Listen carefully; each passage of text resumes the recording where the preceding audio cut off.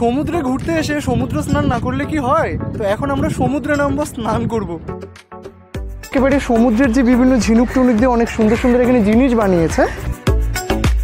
এখন এই বাসে করে এই বকখালি যাব। এখানে দেখতে পাচ্ছ একটা বোর্ড রয়েছে।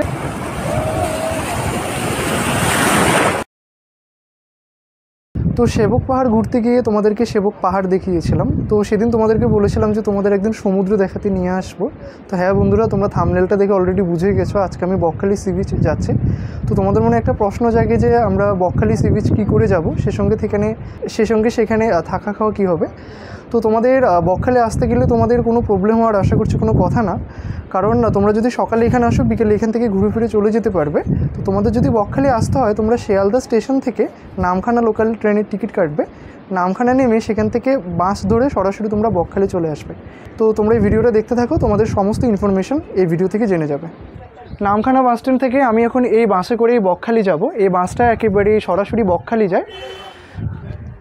আমি বাসে উঠে পড়লাম। বাসটা এখন আপাতত ফাঁকা, একটু পরে মানুষ হবে তারপর ছাড়বে।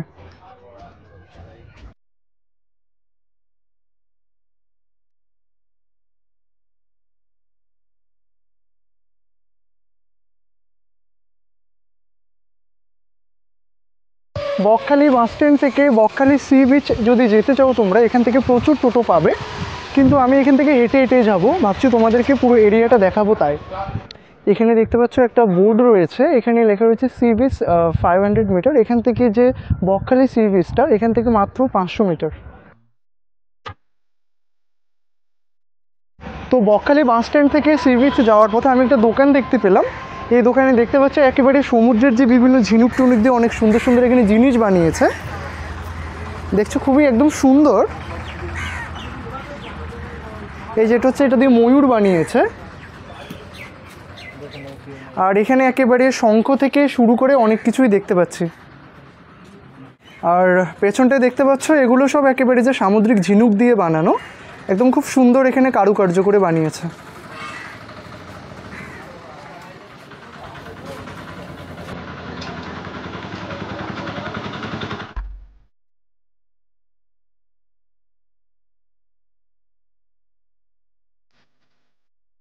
বকখালি বাস স্ট্যান্ডের এখানে তোমরা যদি চাও বাইক বা অন্য কোনো গাড়ি পার্কিং করে রাখবে সেক্ষেত্রে এখানে রাখতে পারো। দেখতে পাচ্ছ এখানে পার্কিং চার্জটা এখানে লেখা রয়েছে। আর এই যে সামনে এটা হচ্ছে বকখালি পিকনিক গ্রাউন্ড, এখানে পিকনিক করা হয়। এটা একেবারে বিশাল বড় একটা মাঠ।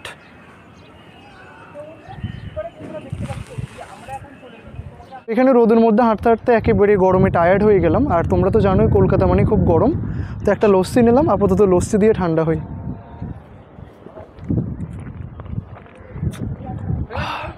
এই রোদের মধ্যে দিয়ে হাঁটতে হাঁটতে একেবারে আমি বকখালি সি বিচের সামনে চলে এসেছি। এখানে একেবারে মারাত্মক গরম চলছে। ওই দেখতে পাচ্ছ ওটা হচ্ছে সি বিচ, আর একেবারে সি বিচের সামনে এখানে একটা বজরংবলীর মন্দির রয়েছে। তো আমরা এখন ওই যে সি বিচটা দেখতে পাচ্ছ সেখানে যাব। আর দেখছো একেবারে এখানে রাস্তার দুধারে অসংখ্য দোকান।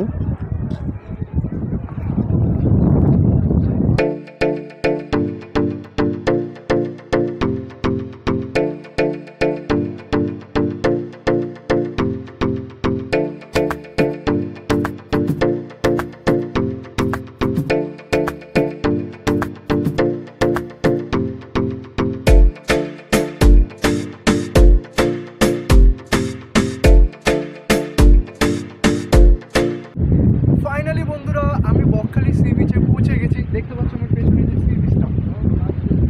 আর দেখছো আমি একেবারে এখানে উপর থেকে অনেকটা নিচে নেমে এসেছি। আর এখানে এই যে ছোটোখাটো এগুলো দেখতে পাচ্ছ এগুলো কিন্তু ছোটোখাটো ফুড স্টল। এখন গরম খুবই, যার জন্য এগুলোতে কেউ নেই। যখন সন্ধে হবে বা সকাল টাইম তখন এখানে কিন্তু প্রচুর দোকানদার আসবে এবং প্রচুর কাস্টমার কিন্তু হবে এখানে। আমি একটু সামনের দিকে যাব। আর তোমরা এখানে যে সি বিচটা রয়েছে সি বিচের কয়েকটা চটপট সিনেমাটিক শট দেখে নাও।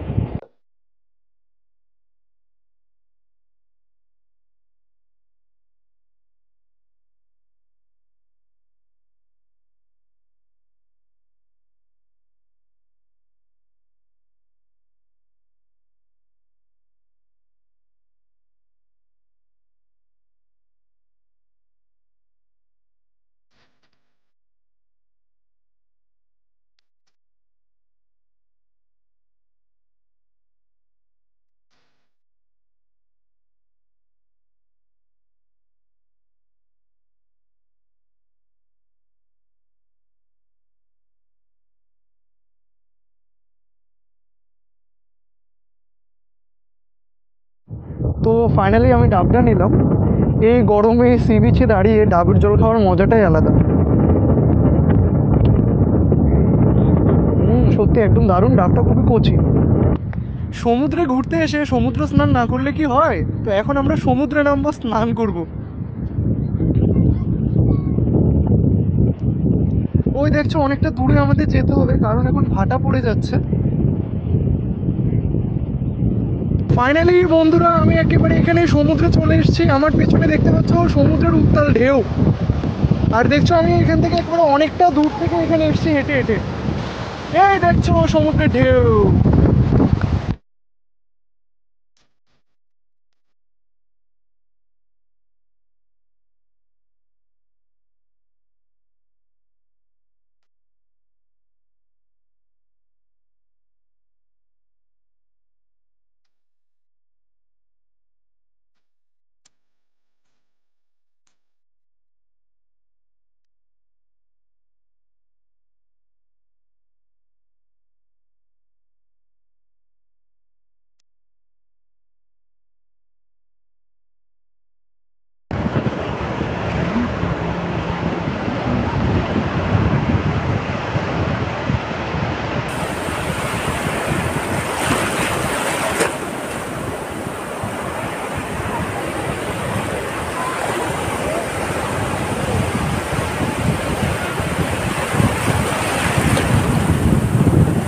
বন্ধুরা এই হচ্ছে সমুদ্র।